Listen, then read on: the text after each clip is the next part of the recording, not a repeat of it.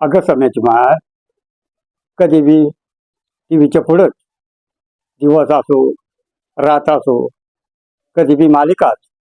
अहो मी एक एकर मक्का कोळपून आलो तर मला वाटलं आता न्यारी आणन मग न्यारी आणन. मी टुकू त्या रस्त्याकडे पाहू आलो पण कशाची न्यारी. शेवटी घरी आलो तर तू चाललीस का मालिका पाहणं. मी आलो मक्का कोळपून तू आली असं गाव कोळपून आणि आता बसली टीव्ही समोर.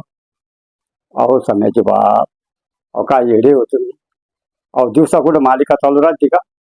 मालिकानी पाहू राहिले. अहो तुम्हाला माहित नाही आता अधिवेशन चालू आहे, अधिवेशन सरकारचं. आणि अधिवेशनामध्ये सरकार कर्जमाफी करणार होतं, कर्जमाफीचा मुद्दा होता. म्हणून मी टीव्ही जवळ बसले.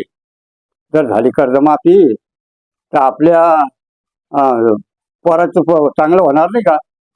कारण त्याच्या अभ्यासाला पैसे लागेल, आपलं कर्ज काढले ते मिटल.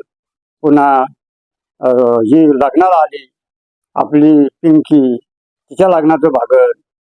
काय तुम्ही आले की काही ढोरासारखं पिसाळ्या ढोरासारखंच करता.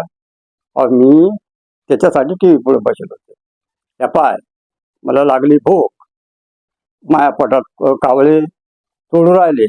आता आधी बेसन आणि मग तो अधिवेशन. आधी आता तव्यावर कर बेसन आणि मग आपलं अधिवेशन आपण चालू दे.